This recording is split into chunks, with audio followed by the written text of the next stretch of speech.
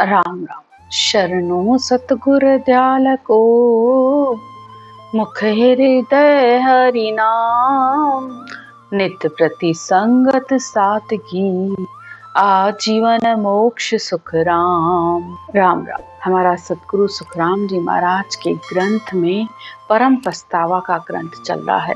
सतगुरुदेव कहते हैं, यो सब देव करे पछतावा, यो नर्तन कब पावा। सतगुरुदेव कहते हैं कि मनुष्य शरीर भी मिला, भक्ति भी मिली, लेकिन फिर भी देवताओं को पछतावा है। क्यों? क्योंकि मनुष्य शरीर मिलने के बाद जैसी जैसी मति थी उस अनुसार ज्ञान धारण कर लिया, और यहाँ तक कि पार ब्रह्म के देश तक भी आत्मा पहुंच गई, जिसे देव पदवी भी प्राप्त हो गई, लेकिन तब बुद्धि नहीं थी। लेकिन जब देवलोक में पहुंचे और केवल भक्ति करने वाली आत्माओं को परम धाम जाते हुए देखा, तो देवताओं को भी पछतावा होता है कि हमें भी अब मनुष्य शरीर मिले तो हम भी भक्ति करें और परमात्मा में मिले।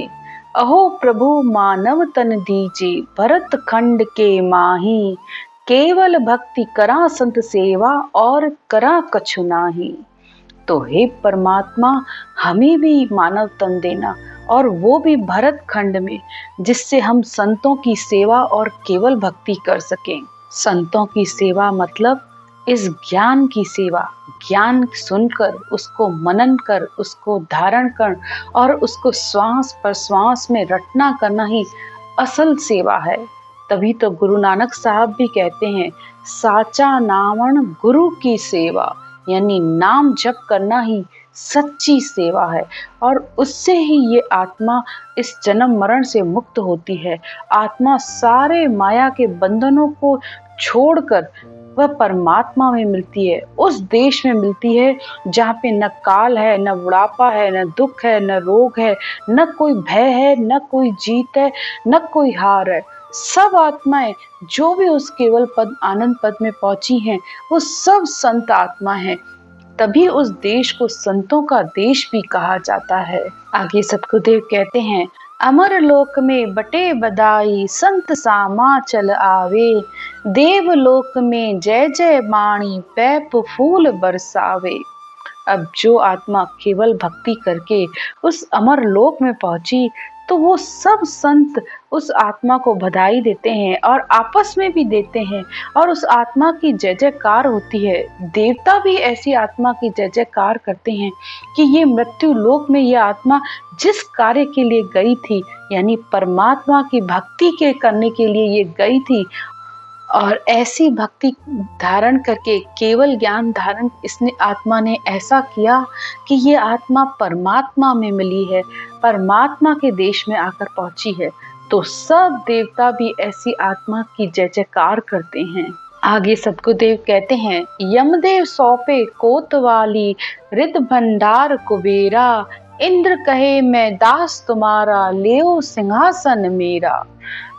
मृत्यु लोक में जो आत्मा भक्ति करके अमर लोक जा रही थी, तो उसे देवताओं के लोक से भी होकर जाना पड़ता है। तो जब ऐसी संत आत्माएं भक्ति करके जब देवलोक पहुंचती हैं, तो देवता भी उनकी जय जयकार करते हैं और उनको अपने पद और पदवी, अपना आसन देना चाहते हैं।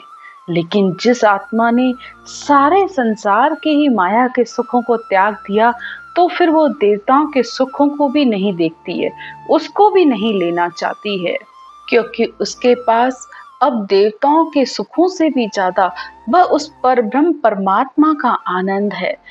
आगे सतगुरुदेव कहते हैं, ब्रह्मा कहे घड़ो तुम मांडा, शिव कहे करो संहारा।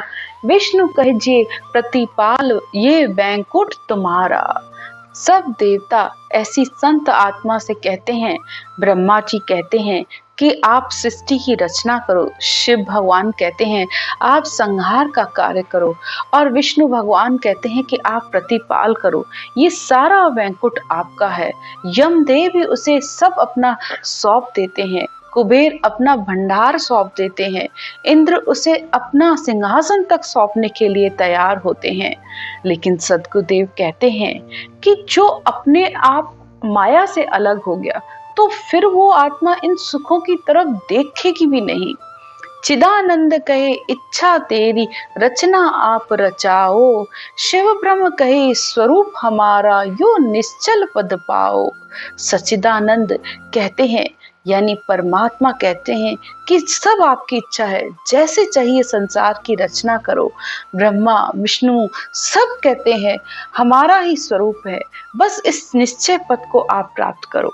ये सब संत आत्मा से बातें कही जा रही हैं, और संत आत्मा वही है जिसने इस केवल ज्ञान के द्वारा उस परमात्मा के सच्चे पद को, उस केवल पद आनंद पद को प्राप्त किया है, जो देवताओं से भी ऊपर, जिसे परब्रह्म परमात्मा का देश कहा गया है, जिसे निर्वाण पद कहा गया है। वे निवृत्त पुरुष पड़े क्यों पर्वत सर्व पदार्थ त्यागी।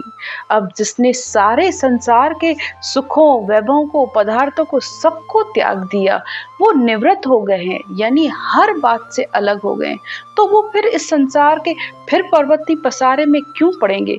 तो उन्होंने जब संसार के पसारे का ही त्याग कर दिया, तो देवलोक के सुखों को भी वो आत्मा त्याग देती है।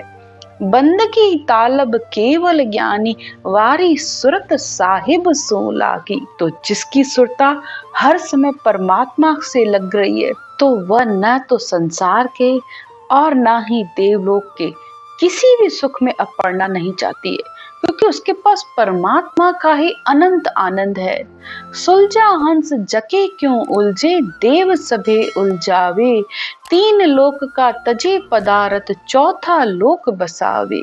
तो ऐसे संतों के लिए सद्गुरुदेव कहते हैं सुलझा हंस, यानी जो सुलझ गए, ज्ञान से समझ गए, उन्होंने ज्ञान को समझ लिया कि असल ज्ञान क्या है, वह परमात्मा कैसे प्राप्त होगा, यानी जिसने तीन लोकों के सुखों को भी छोड़ दिया ज्ञान से, और ज्ञान और वैराग से उस परमात्मा के चौथे लोक की प्राप्ति की है, तो फिर वो संसार के चाहे देवलोक के किसी भी सुख की अब उसके अंदर आशा नहीं रहती। ब्रह्मा विष्णु महेश्वर ईश्वर सब यो करे उदासी, यो प्रवत पसारो छाड़ हुआ कब निवृत्त देश का वासी। सद्गुरुदेव कहते हैं ऐसी संत वृत्ति आत्मा को देखकर देवताओं के अंदर भी उदासी आ जाती है कि हमें भी इस पदवी से कब मुक्ति मिलेगी और कब हम केवल देश, केवल पद, आनंद पद की प्राप्ति करेंगे। तीन लोक की फांस गला में, बंदगी बने नकाई, उपत खपत करो प्रतिपाला, या विपता ब्रह्म लगाई। अब देवताओं को भी दुख है कि ये तीन लोक की फांस, यानी अब वहां पे देवलोक में पहुंचकर भक्ति हो ही नहीं सकती। एक मनुष्य जन्म ही ऐसा है जिसमें भक्ति करके आत्मा तीन लोकों के सुखों को प्राप्त कर ले, देव पदवियों को प्राप्त कर ले, या परमात्मा के देश उस चौथे लोक को प्राप्त कर ले। लेकिन अब मनुष्य जन्म तो है नहीं, तो इस बात की भी उनको दुख है कि हमें भी वह मनुष्य जन्म मिले तो हम उस परमात्मा के देश में पहुंचे, क्योंकि इस समय उनको देव पदवी मिली हुई है और सारी सृष्टि का भार उनके ऊपर है। तो वो कहते हैं उनको भी ये दुख ब्रह्म ने लगा दिया, जिससे अब वो ब्रह्म की भक्ति नहीं कर सकते। तीन लोक का तीनों मालिक से अटके नहीं कोई, बादशाह का एदी आगे भूपत हाजिर होई। सद्गुरुदेव कहते हैं ब्रह्मा जी, भगवान विष्णु, भगवान महेश, इन तीनों ही देवों के मालिक हैं। इस सृष्टि की रक्षा उनको करनी है, उनको इसकी मर्यादा में रहना पड़ता है। लेकिन जो संत परब्रह्म परमात्मा से औधा लेकर आते हैं, तो ऐसी संतों की रक्षा का भार भी उनके ऊपर होता है, क्योंकि परब्रह्म परमात्मा बादशाह के समान है और औधाधारी संत उनकी भक्ति करते हैं, और देवता तीनों ही लोकों के मालिक हैं। तो राजा भी परब्रह्म परमात्मा यानी बादशाह के द्वारा नियुक्त किए जाते हैं, और पूरे संसार की रक्षा का कार्य उनको बादशाह की तरफ से मिला हुआ है, जिसकी मर्यादा में उनको रहना पड़ता है। आगे सद्गुरुदेव कहते हैं अगम देश का सतगुरु एधी, शब्दा मार मचावे, सूता हंसा सुन सुन जागे, से सतगुरु पद पावे। सद्गुरुदेव कहते हैं अगम देश का सतगुरु एधी, अगम देश यानी उस परमात्मा के देश से जो औधाधारी संत आते हैं, वो ऐसा ज्ञान देते हैं, ऐसा शब्द यानी इस सत शब्द का ज्ञान कराते हैं जिसको सुन सुनकर ये आत्मा सद्गुरु पदवी को प्राप्त कर लेती है। उनका ज्ञान मुक्ति को प्राप्त कराने वाला है।